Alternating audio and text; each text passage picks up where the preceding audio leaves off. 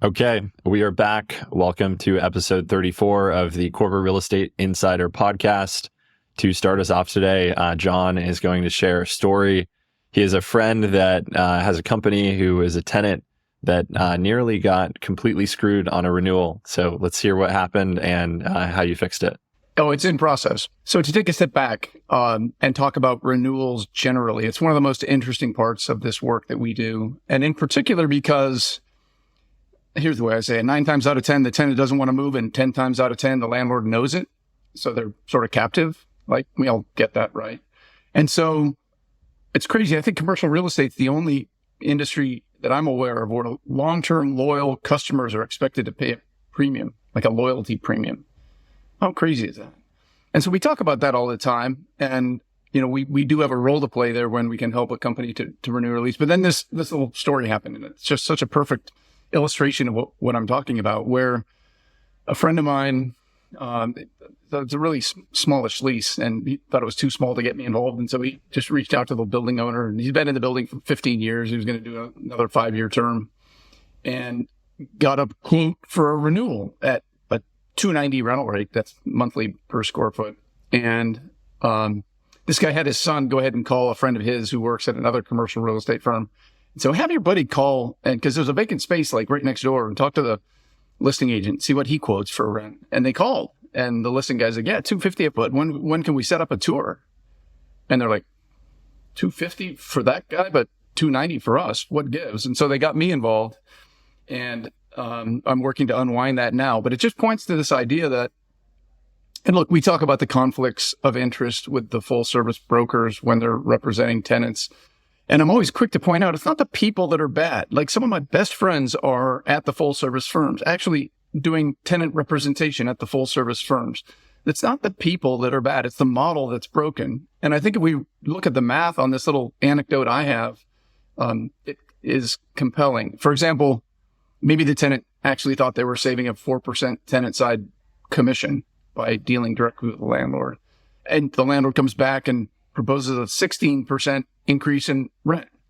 Ugh, just brutal. Okay, let's do a little bit more math, and then I'll stop my rant and let you all chime in. But so it's a 40 cent per square foot increase, 290 over 250. And if he could pull that off, which often landlords do. Oh, but another key point here. Look, our partner, David Marino, just wrote an article in Forbes talking about this dynamic where suddenly the office market is 30% availability rates, just crazy new pricing, right? And yet across the country, largely landlords haven't reduced their asking rental rates. So there's this mystery around where rents are supposed to be today. And that's what we're talking about. So in this example of a 40% premium, if that guy could get it, for example, over 150,000 foot medical multi-tenant office building, 40 cents per month is $480 per square foot a year. Let's call it a 7 cap in today's market, divided by 0.07. That's $68.57 in value creation if you can pull it off. Oh, by the way, that's 150,000 square feet. $10.285 million in value creation. Like, the temptation is just too high if a tenant is captive and unknowing, unsuspecting, asking rents haven't moved. You know, who's telling them that no, in fact, there's a very different story at play in the market today. And I just thought that story, that anecdote, was really illustrative of what's happening in the market and the tenant side broker imperative that we see today. Yeah, I'll weigh in because this is kind of gets to the heart of what we do. And, you know, what I've done for tenants for over 20 years is like, it is take the emotion out of it, take the personal relationships out of it. The responsibility of that owner is to get the highest rent. They have a responsibility, not to their tenants, but to their investors, to their family, to their wives, husbands, whoever owns the building with them. Their responsibility is to maximize the return. That's what they agreed to do when they took their money and invested it. Just like anyone who invests in the stock market, like, companies are not going to sacrifice value because you've been a partner of theirs for many years. It's against their fiduciary responsibility. So they're doing everything right. What they also are responsible for is to keeping the building full. So they have the ability to negotiate. You just need to have data and facts and someone who is knowledgeable enough on the process to be able to negotiate it for you. And that's what we do. It's not that landlords are the big bad boogeyman. They just have a different set of rules and responsibilities than tenants. It's exacerbated today because real estate has moved away from its fundamentals, in which the fundamentals are that tenants create all the value, to today where the financing has created all the value. Real estate became a asset that has been traded extensively, playing arbitrage in the financial markets to create value. And that has eroded what the underlying value is of the tenant. We're back to tenants create all the value. And unfortunately, right now, we're in a position where many owners cannot negotiate in current markets. We have, vacancy rates that are 20, 25% or more, but the true underlying occupancy rates, take away the availability that we talk about as real estate professionals. Look at occupancy. Across the board, occupancy is less than 50%. If you average it out over 5 days, which is the traditional sense, it's significantly below that. So real estate values have fallen off a cliff. And right now, it's hard to capture that because there's long-term leases. There's still stability in the market. It's a trailing indicator of value because leases are in place. But you need people to be pushing this now, just like your case, or you're just allowing a different set of responsibilities and motivations drive the process, which is okay if you want to allow that. It's not like anyone's doing anything wrong. But it's just not aligned to what your needs are. What's happening in the current market is tremendous uncertainty. And you alluded to it. Some of the landlords can't actually afford to meet the market today because it's below a level that would support their existing financing, their existing loan. So what do you do then, right? But it's just this idea that I think our role has actually changed a bit in that now we are and need to be the market maker. These negotiations become price discovery negotiations. Comps are meaningless. They're looking back to a time that no longer exists. So what's the new market rent? We need to figure it out. And what happens if the market rent is below a level that the current landlord can sustain or afford to transact? Yeah. Right? What do we do then? Do we wait? Do we capitulate? Do we compromise? Do we move? Anyway, price discovery negotiations. Suddenly we're market makers. I mean, when I say we, I mean all tenant side brokers. And hence the reason for that article I've written. It's not published. It will publish soon. The tenant side broker imperative. It's never been more crucial, the role of the tenant side broker in this market to figure things out. Yeah, John, I think you're right. And sorry to jump on anyone who was jumping in here, but the key to that though, because I'm dealing with it where you've got an inexperienced broker who is pushing everything to the point where the deal's going to fall apart, right? So you need to be a market maker, but you have to know where the deal has to land, even in a market where it's a significantly below what a landlord broker will tell you is market. But this particular person here in Boston is just pushing and pushing and pushing, and they don't really understand where the breaking point is, and they're advising their client to the point where the deal's going to fall apart. Now, in the case of a renewal, this is not a renewal. This is a sublease, and we represent the sublandlord, and the sublandlord is going to wait for the next deal because it's just unreasonable. And the client really wants the space, I think. So it's unfortunate. And maybe they come back and they backpedal, and the broker looks bad, which they should. But at some point, there's a breaking point, and you have to be good enough to understand it. But in the case of a renewal, it gets more concerning because landlords, smartly so, they look at, and this is, I think, how many of them justify these deals. They don't look at your renewal as this is the rent to me. What they do, and I've been in the room representing tenants, their model shows this is what it would cost you to move. And this is what your P&L cost would look like if you move. It's not, here's my rent versus your rent. It's, here's my rent as is because you like your space. You've already paid for all that. You already built it all out and it's your money, but I'm taking the value of it. Versus this is what it would cost you in rent. And here's all the capital you'd have to throw into that new deal to move. Why would you ever move? It's going to cost you 1.5 times, 2 times X on a 5-year deal because construction pricing is so expensive right now.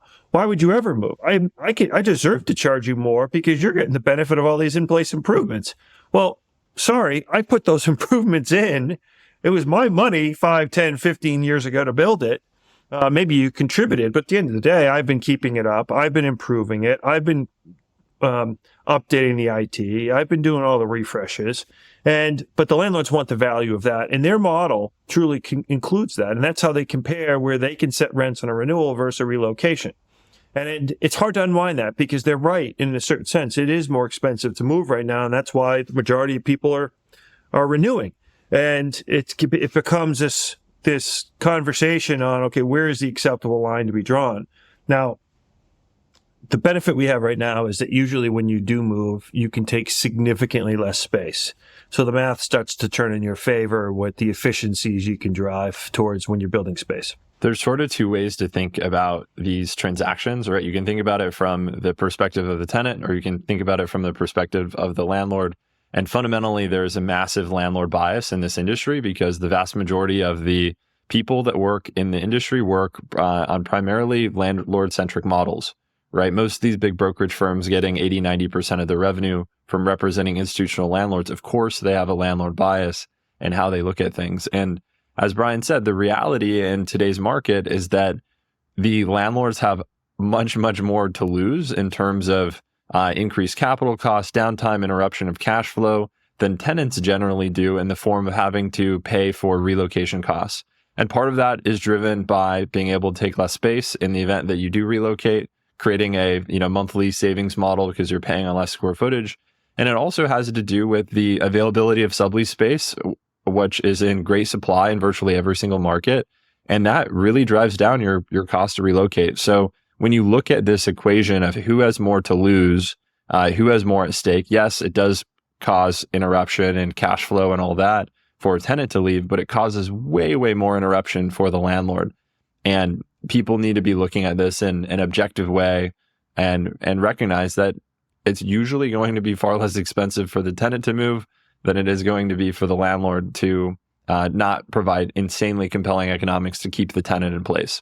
I agree entirely. And at the risk of giving away the playbook, it's really pretty simple, right? What I always say is trust the process and keep an open mind.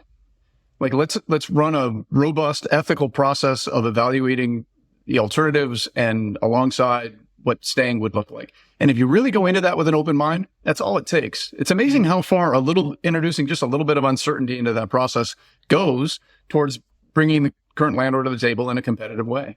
And by the way, those highly specialized, expensive tenant improvements, when we are moving out, now that becomes an even bigger burden on the landlord who's going to have to tear them all out and start over with a full building redo. And in this market, maybe 12 to 18 months of downtime or longer. And who do they get as a tenant and their financial? I mean, the landlord has an at least equivalent set of risk and cost profile on relocation. So I say the same thing every time. Just let's run a process. It's never just a renewal and it's never just a relocation. We're always considering, the full 360 degrees of alternative outcomes. Trust the process. The process will determine the winner. I don't know going into it. It's never just a renewal. Trust the process and let that drive the outcome. And that's really go into it with an open mind, and that's all it takes.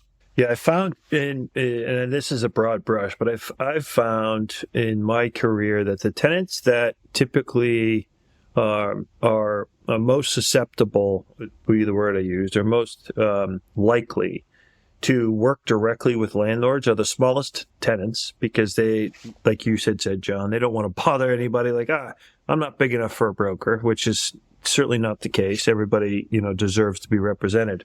And also the largest tenants, the ones that are full building users or have multiple buildings, in a portfolio or campus or something. And for a totally different reason. I think landlords put massive amounts of time, energy, and resources into trying to build very strong relationships with their biggest tenants for the right reasons, but also to be able to introduce, hey, why don't we just, tack on some years to this term here? It's, oh, you want some cash? We can give you some cash. Just very opportunistic, at the same time have built over long periods of time very good relationships, and they put their best people in positions to get to know these tenants. They put a lot of emphasis on their overall teams to deliver a high level of service. And you hear about these deals in the marketplace, 5 years early doing extensions on leases. One that just came to mind downtown Boston of a very large lease, and a tenant that was 5 or 6 years away added 10 years of term to we're not going anywhere. This is a good opportunity to save a little bit. And they just went and did the deal directly. And so I found, and there's another one that we're talking to right now as a team that's a very large tenant that's, the answer was it's a high likelihood we're just going to work directly. And it's, we're going through that education process right now with this particular leadership team. And it's, it'll be interesting to see where that one falls out. But it's, landlords are smart, and they focus on what's important to them. And if they're delivering a very high level of service, it's hard to sometimes convince tenants that the deal on the table isn't the best thing for them.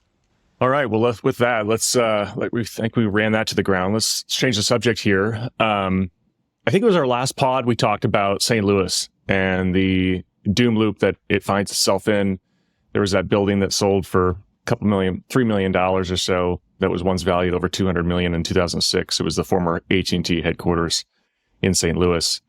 But there was an article about a week ago about Detroit. And I think even before the pandemic, anyone on this listening to this pod, less those that might live in Detroit, would think when you said the word Detroit, they would just be like, ugh. Not that it isn't a city to be reckoned with as a place to live, but more so just like what's happened to the American car manufacturers, those like GM and Ford. And what's happened is rather remarkable. And it was reported on the Wall Street Journal. And it was basically an article. The author, his thesis was there is a way to reverse the doom loop. And we all know even before the pandemic, many people would consider Detroit was in a doom loop. And, during the pandemic or even before, they started investing into sports and entertainment. So the Detroit Tigers got a new stadium. There's the Lions have a great place to play as well. And the city started investing in those things that would bring people into the city. But there really wasn't anything to get people to stay in the city. Well, it just so happens that the market has started to take off. And even, since 2020, home prices are up 40% in the area. Last year was the steepest rise among any U.S. Metropolitan area. The number of apartments downtown has soared, more than doubled since 2010. But the question's like, why is this all happening? What's going on? Well, there's a gentleman named Dan Gilbert. He owns the Cleveland Cavaliers. I think he's the majority owner. He's also a Detroit native, and he founded Rocket Mortgage, which is Quicken Loans, same company. He has really taken it upon himself to revitalize Detroit. And he's, in fact, right now, in partnership with a developer called Bedrock, is developing a new project that if you go to Detroit right now, it will be the largest tower, or second tallest tower in the skyline at 681 feet. And it's a multi-use project. And indicative of the success that they're having, they've already landed Detroit's first Gucci store. Now, if you told me, 10 years ago, 5 years ago, that Detroit would be home to a flagship Gucci store, I would say you are out of your mind.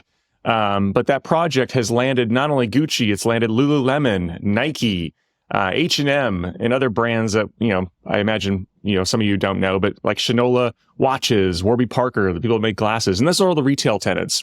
But this project is really cool, and it's a mixed-use development, and I think it's kind of indicative of what we're going to see in the future in terms of like what gets developed and how do you get people to activate a downtown. But it's this massive tower next to a smaller podium tower, and the primo space, that at the top of the building, is all multifamily. It's not the office. The office is more on the podium building, which is next door, which is, a third of the height. They've already landed a massive lease with General Motors, who's leaving their current General Motors building. They're not selling it, but they're working with Bedrock to try and figure out how they're going to redevelop it. And there's activity. And I just think that this is a great example of people betting on downtown, reinvesting in their communities, saying, hey, we're not going to go out to the suburbs and do a 2-story, multi-building campus, 30 minutes outside Detroit. We're going to invest in downtown. And all these empty office buildings, or once empty office buildings, is really what kind of created this opportunity for Dan Gilbert and Hudson and Bedrock, who are really the ones developing all this, all these new buildings. And Hudson, by the way, is the name of the new project. I'm not referring to Hudson Properties. Bedrock is the developer.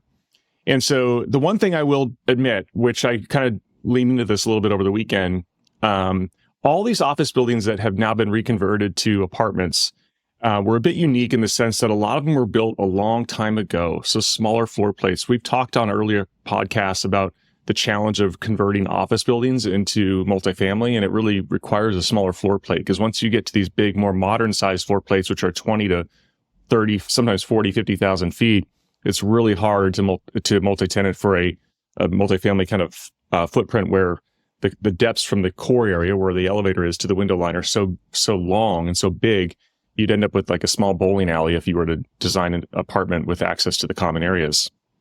Anyway, I just bring this up because I was rather intrigued when I read this article. It gave me hope for other cities around downtown. Even the University of Michigan has poured in a big investment into downtown, opening a research center, an educational center in downtown Detroit. So you've got a public-private partnership here. You've got executives that believe in the long game in Detroit, and with all of the multifamily going up and everything else that's going along downtown, it's really got some wind in the sails. So there's no question it still has a long road ahead of it. It's still plagued with a lot of office vacancy, like rest of the country is across all metropolitan markets. But if you had told me 5-10 years ago that this would be happening in Detroit, and big name brand companies such as Ford and General Motors would be leasing space in downtown versus going out into the suburbs, and you'd have retailers like Gucci betting on downtown, I wouldn't have believed you. So I'm rather intrigued and excited. And maybe this is a blueprint for other cities to follow as we emerge into, a new landscape for downtowns. That's a great story, Owen. A lot to unpack. I think, not to rattle people a bit, but when I read the article, it brought back the notion that it needs to get really, really bad before everything reprices, so you can start to see this investment actually work, right? So Deloitte, people were buying stuff at bargain basement prices for decades to set the table to be able to make it work at the scale that it's working now, which is, to me, really scary in the sense that if Detroit's the blueprint, we need things in a lot of cities to get really bad. I mean, the Rust Belt got really bad for a long time. I would tell you, I was there. I was trying to figure it out in my head, but I was there last, which is crazy, I think 8 years ago, and it could be 9. And it was amazing the amount of residential development that was taking place at that time or slated to take place.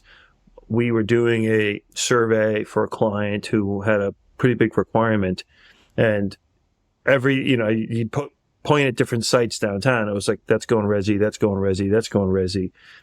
Some of it was under construction. A lot of it was just being permitted. A lot of it was just off the market, being tied up. But there was a lot of investment even then into the residential sector. And if you bring the people first, then all the businesses want to be there too, right? So they want to be where their people are. And the concept of that podium office is awesome. I was in Vancouver.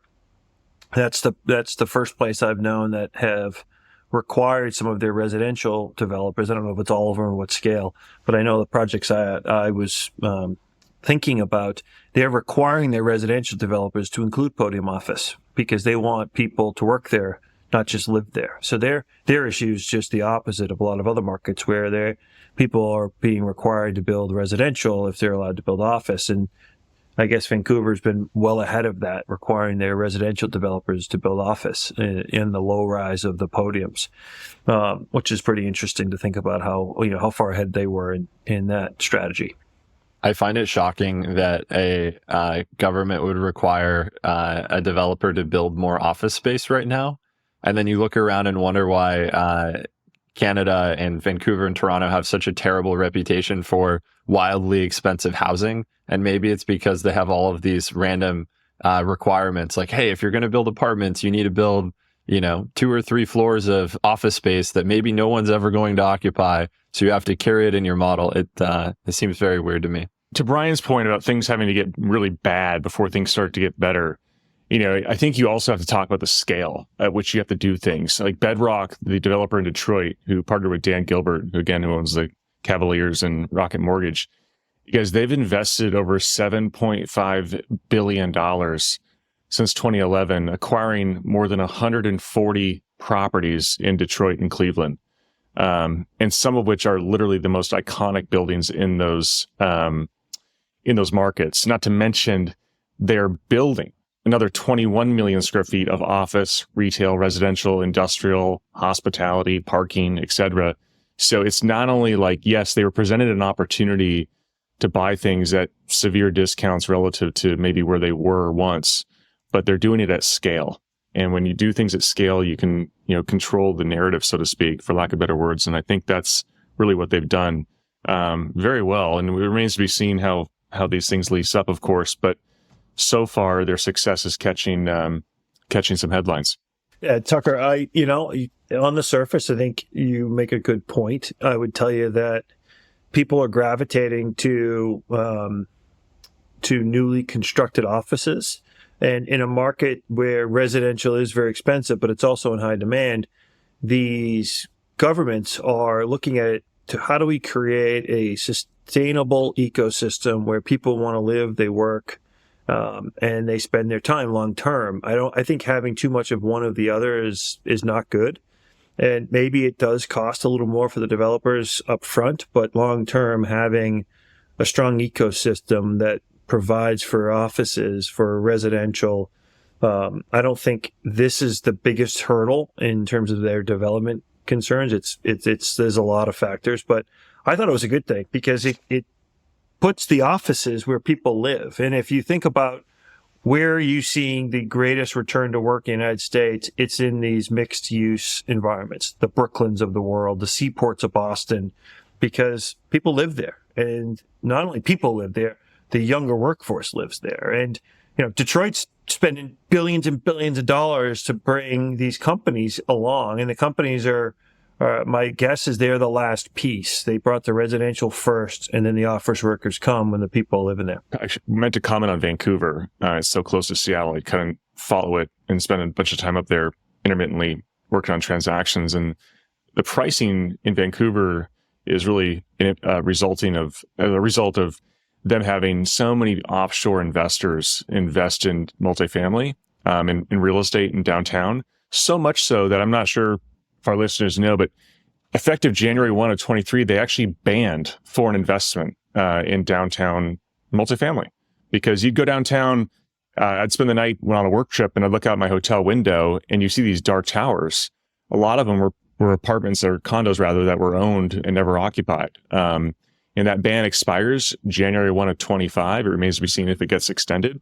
But it got so bad, that's why prices were going crazy, because foreign investors were paying whatever they wanted to for these properties, and it priced out the local market. So much so that literally they had to ban foreign investment for 2 full years. It expires in 6 months. So going back to what Brian was saying, I agree that from an urban planning standpoint, having more mixed use would be great. When you're talking about like designing a next generation city, like imagine if you could, rebuild New York, all the changes that you would make and how awesome a city could be if it were done really intentionally with, the thoughtfulness around mixed use and all that. I think my negative reaction to this requirement in Vancouver is probably because I am very jaded by living in Los Angeles or in California in general, where we have such this crazy housing problem in Los Angeles, yet the city council and county supervisors, all that, the reaction here is, instead of, hey, let's make it easier to build housing, it's let's make it way more challenging, way more expensive, and then complain every single day. Why aren't these developers building more housing for free when their tenants don't need to pay rent? They can't evict them. They can't adjust rents to market, and on and on and on. As all of our listeners would imagine, the four of us have lots of friends in all different segments of the real estate ecosystem, including many housing developers. And you talk to these guys and they're just besides themselves of how is this possible? How does this make any sense? If you want more housing, make it lucrative to build housing. Don't make it more challenging. Like, don't increase the amount of parking that's required, or, some other arbitrary requirement, like needing to have 10% of your square footage be office space, for example. So that's probably where my pessimism comes from. Although I do agree that if we could go back and redesign cities, we can make downtowns way, way more cool. It was a really good article, and I wish I had more details on it, but I don't. But it was on this exact point, and we should talk about it on a later pod. But the premise of the article was, if you want to have housing, make it easy and less expensive to build it. So they talked about Austin, and rental rates in Austin are plummeting. And there's a number of reasons, right? People have moved a little bit out of the city as tech has diminished their requirements to be in the office, but rents are plummeting. But they've removed parking requirements for new developments. They streamlined the permitting process for new developments, and a ton of, if you go down there, it looks like the city is just being built all at once. And there's already a ton of housing there, but it's all new residential development going up. And the city really made a focus on this, and it was able to get rents to the trajectory is down. I think they're down something like 30% right now. And don't quote me on that, but it's massive reductions in rental rate, asking prices over the last, say, 12 months because of a lot of new projects coming online. I was going to volunteer, since you're bringing up civic design and planning and urban centers and how you would redesign Manhattan if you could start from scratch today. There was a story that came out over the weekend in San Diego where it would be our version of the Big Dig, except there wouldn't need to be a bunch of digging. It's the Highway 163 that leads north out of downtown San Diego, which is in this really naturally occurring steep sort of little ravine or valley through Balboa Park. And the discussion now, area business leaders are trying to convince the city to potentially cover that and effectively put the 163 underground and capture what would be new buildable land. And you could structurally support it, so you could actually go high-rise residential on top of this structure. But really interesting to think about what used to be this deep ravine where the 163 went could be an underground highway and buildable or parks and open space. Why not? It's in the middle of Balboa Park. But super interesting as a creative change to the urban plan for downtown San Diego. Yeah, I don't think there's anything in the last, I don't know, at least my lifetime that I could think of on scale that competes with the value the Big Dig brought to the residents of Boston. And they built it not for the residents, they built it because of the traffic patterns and submerging all the highways, but also creating a much more, a lot more capacity in the highway system to the airport. Our highways weren't even connected to the airport. It was really bad, but it was this elevated system that opened up so much green space. And the city was smart. It developed a lot of the parcels, but it also put a lot in conservancy, donated it to a nonprofit, and it's been just massively changed how this city feels, walks, and operates because of its connection to the waterfront and just removing that highway. It's amazing. And the park that it created is just awesome. So, and what's funny is on scale, I think they bid it at $14 billion, right? Just think, what can you build out for $14 billion? And this submerged, it took 20 years, massive amounts of highway, couple tunnels under the water, $14 billion. It actually came in around, I think, double that, $24 billion. And it was this huge scandal that it cost so much money. You couldn't move one of those roads for double that now. It's just amazing what how far costs have risen over, what has it been, 30 years since the big dig. So just perspective is everything, I guess. So let me reset. And I don't mean to pick on these folks, the brokers or the owners. It's just a really interesting microcosm, I think. When it first came out, I asked the question. It's a 123,000 square foot building, fully leased to Amazon for 5 more years. They've been in the building for 10 or 15 years. The listing guys suggest that the current rent is 17% below market rents, and the current owners want to sell it as a lease investment. And I think when we did this previously, there was no asking price, and I posed to the group the question of, what does it sell at? And what's the cap rate for 5 years of Amazon term, and when they may or may not renew? And I think it was you, Brian, that suggested it was unsaleable or effectively unable to be sold in the current market climate. Well, anyway, here's a quick update. It is still for sale. It has now been on the market for 47 days. It now has an asking price of $247 a foot, which is an 8.75 cap rate.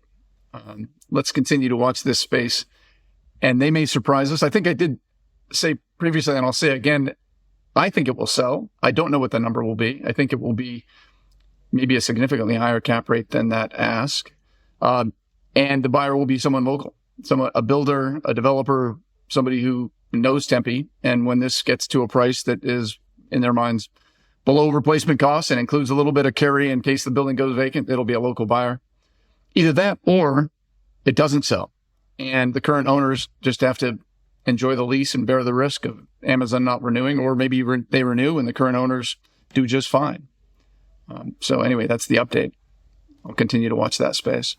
I wouldn't want to be an investor in the company that ends up buying it. I would tell you, there's been a few sales here in Boston, and the profile of the buyer is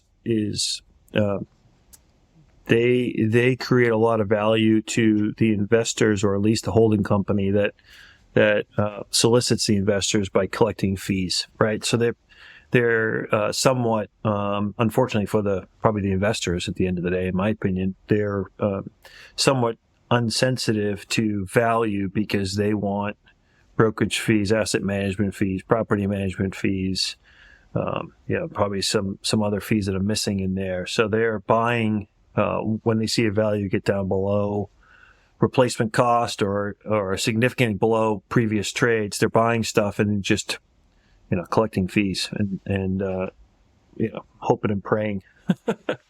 But I'm not surprised it hasn't sold yet.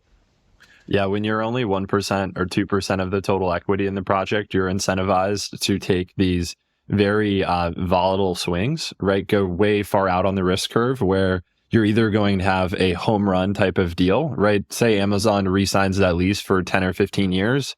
All of a sudden, you've created a massive amount of value in a very short period of time.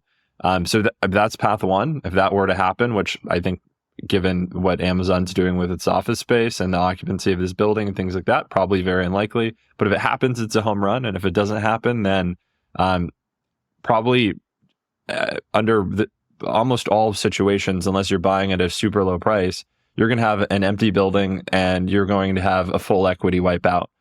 And you start thinking, like, why would people take these risks? Well, if you're getting a percentage of the upside and you don't really have a percentage of the downside because you don't have skin in the game and you're collecting fees the entire way, then it makes sense. Whoever syndicates that deal is going to be able to make a lot of money, but it's going to be probably at the great cost to their investors.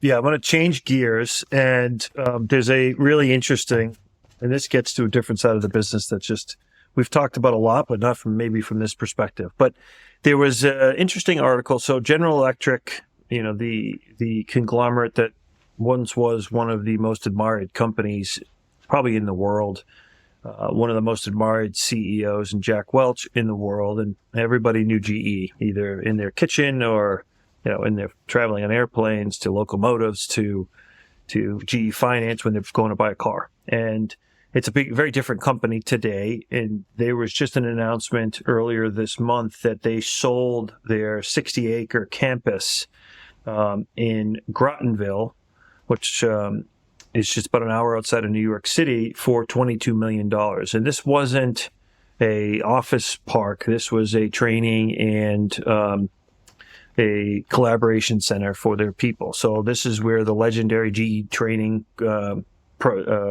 program started. This is where Jack Welch would visit and give presentations on a very frequent basis, at least once a month. And it was kind of the basis of what formed what many believed as the best trained managers in the industry, in a lot of industries. And it just sold. So Jack Welch's wife, Susie Welch, who is a professor at NYU, wrote a opinion piece in the Journal this week, which I thought was just so interesting, about Crottenville, and it was titled "Crottenville and the Death of Fun at Work." And the one piece that I thought was really interesting was when she invited a guest speaker into one of her lectures. And this kind of brings you back to Crottenville. This woman's name was Emily Field, and she was a partner at McKinsey. And the presentation was on managerial skills. And she had co-authored a book called Power to the Middle: Why Managers Hold the Key to the Future of Work. And during the question and answering session, a student asked about motivation. And after, and what her reply was, managing people is hard because to do it right, you have to authentically care about them. On some level, management is about love. And this is a conversation around, it's okay, you can love your company and love the people that work there. It is one and the same at times. And apparently during the conversation, they looked up, and it was just an entire class of just mortified faces. And some of the feedback that people started having is, I'll just read the quotes. You need to keep boundaries at work. You can't trust your boss. Companies don't love you. They use you.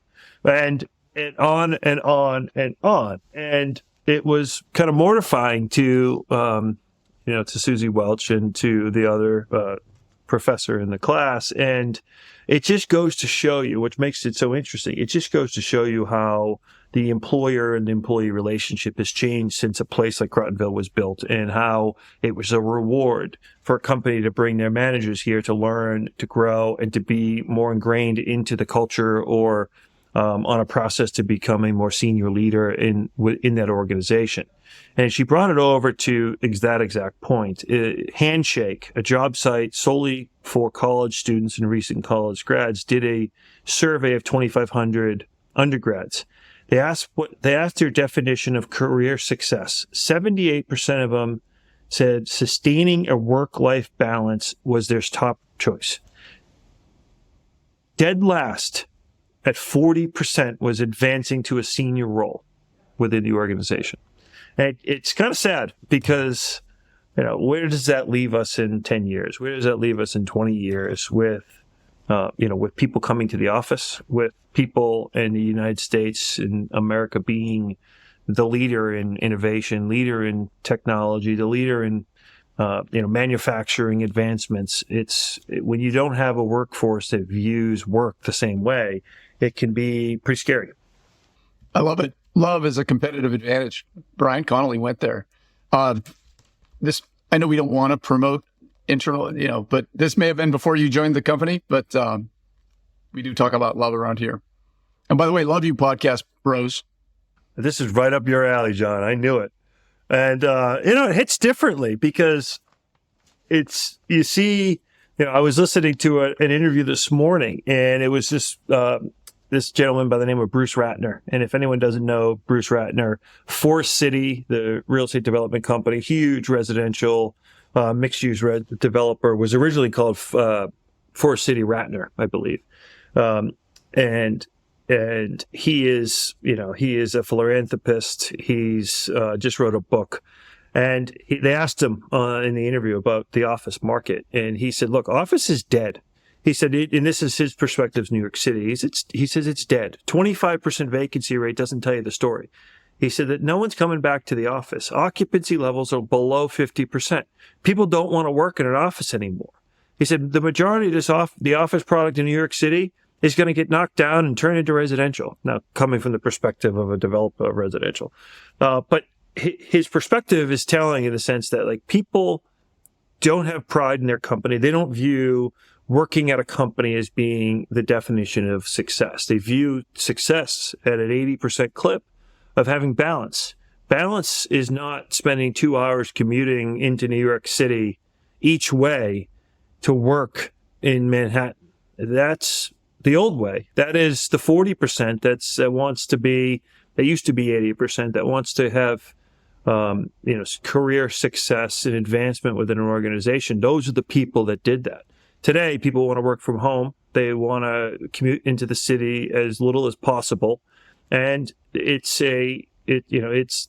real estate market is being slowly drawn or driven towards that death. I totally don't agree. Come on, man.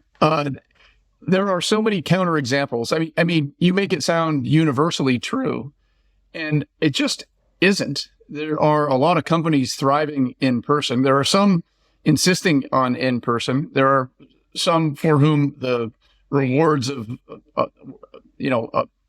hard day at work are worth it. So there are so many counterexamples where people are heading in. What you're describing is happening, but it's not played out. And I've said from the beginning, and I'll say it again, my theory of the case is as follows. Over time, you will see that the companies that come together in person have stronger cultures.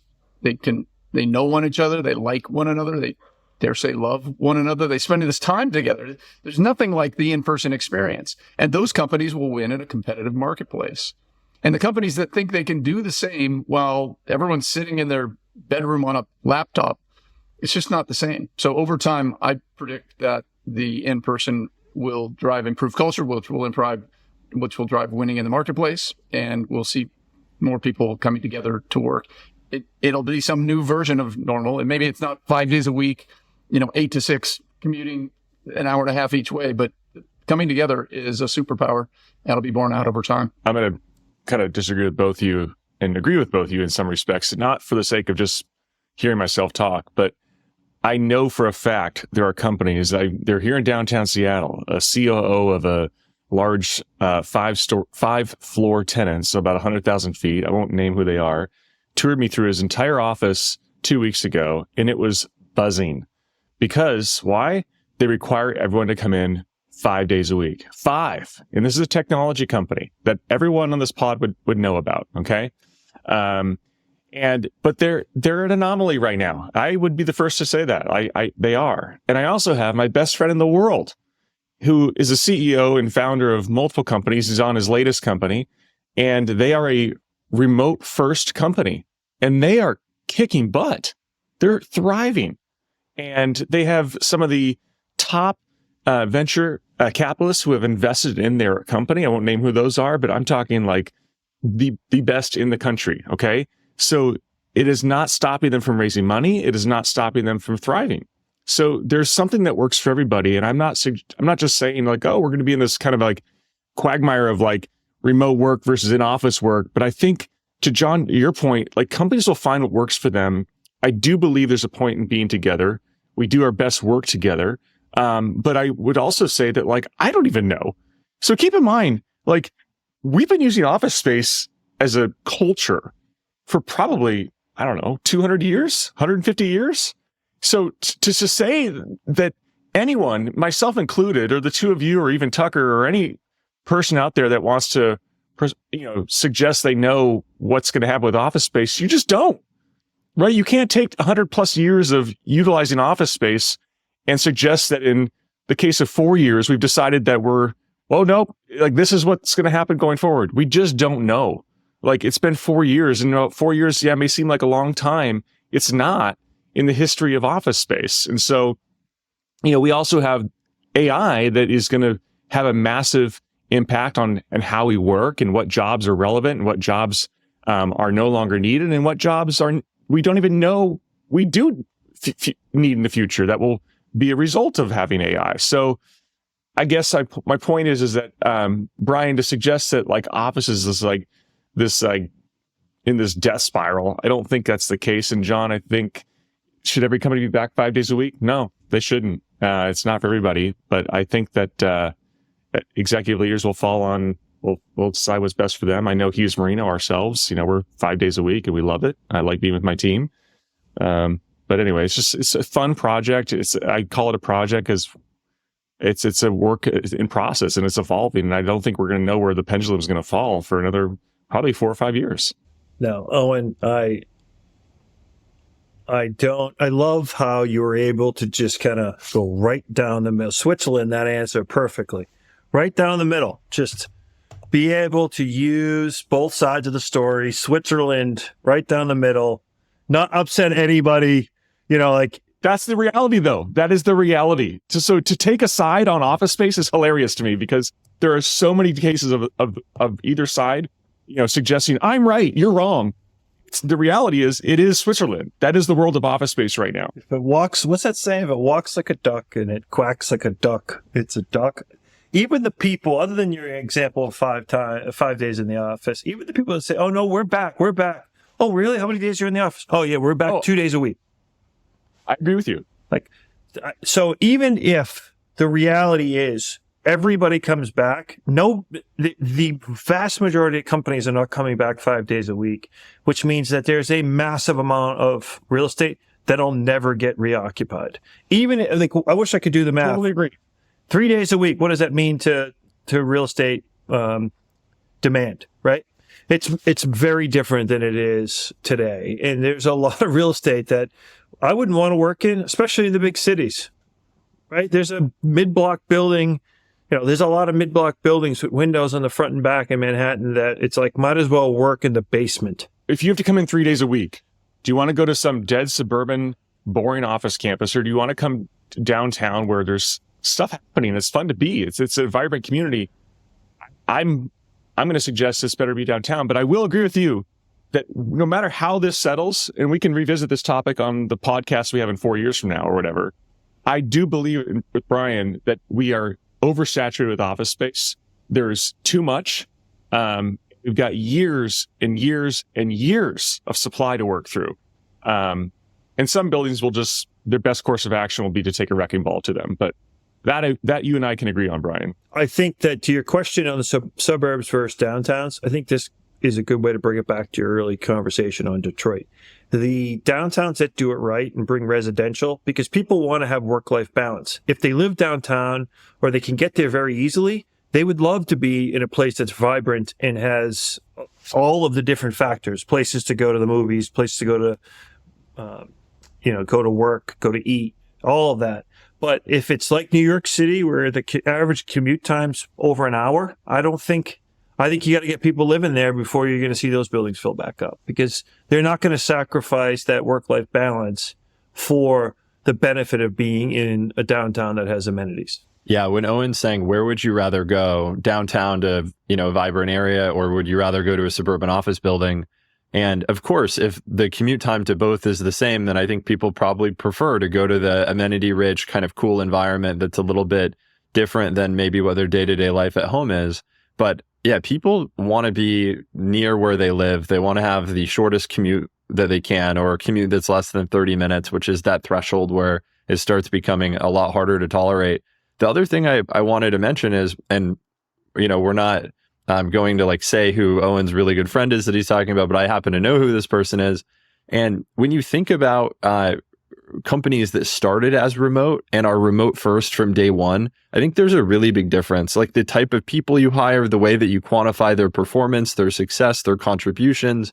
The reality is that the vast majority of companies that exist today existed before COVID, and they were full-time in person 5 days a week. And then they've transitioned to being, work from home, or now they've come back a couple days a week. And we all know people that work at these companies, and I just don't buy that they are more productive now than when they were in the office 5 days a week. I mean, I see it with Hughes Marino's own team. When people are working from home, which usually is 1 day a week, I notice that people are less productive. Like I can tell when people are working from home, even if I don't explicitly know that they're working from home.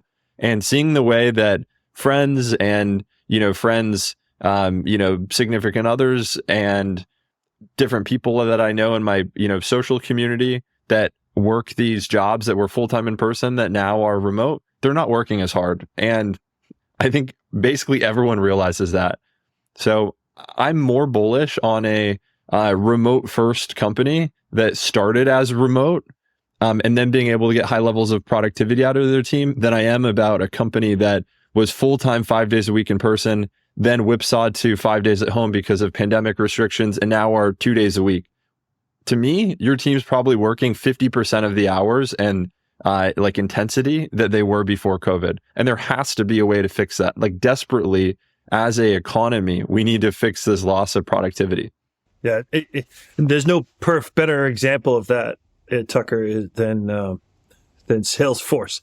During the pandemic, Salesforce is like, we're going home. Our people are better at home. They leased this massive property outside of somewhere in Arizona. I think it's outside of Phoenix, called the Trailblazer Ranch, 75 acres, yoga, hotel amenities. We're going to bring all our people together on a frequent basis at this new campus.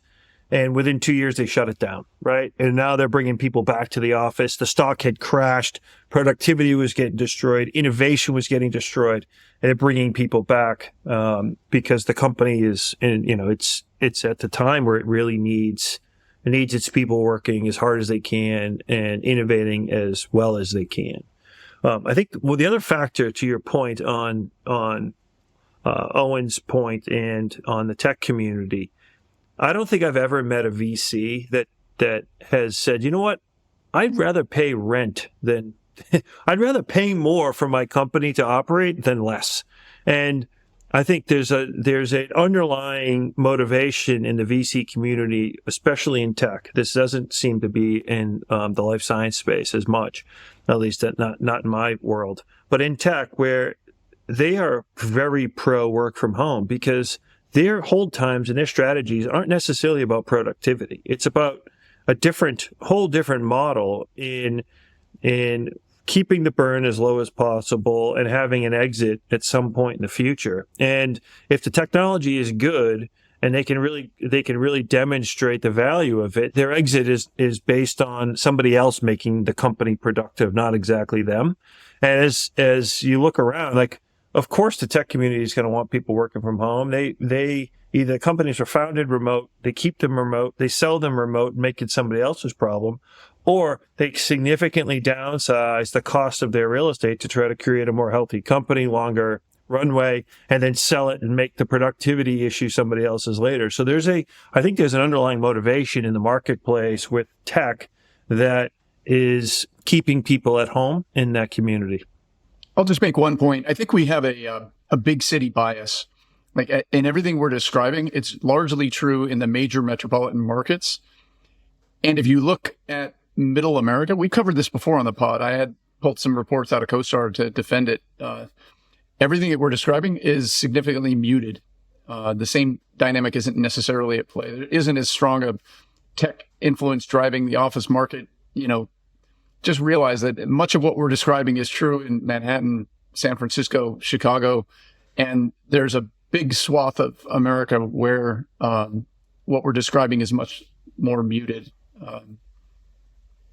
So let's recognize we have a big city bias in what we're talking about.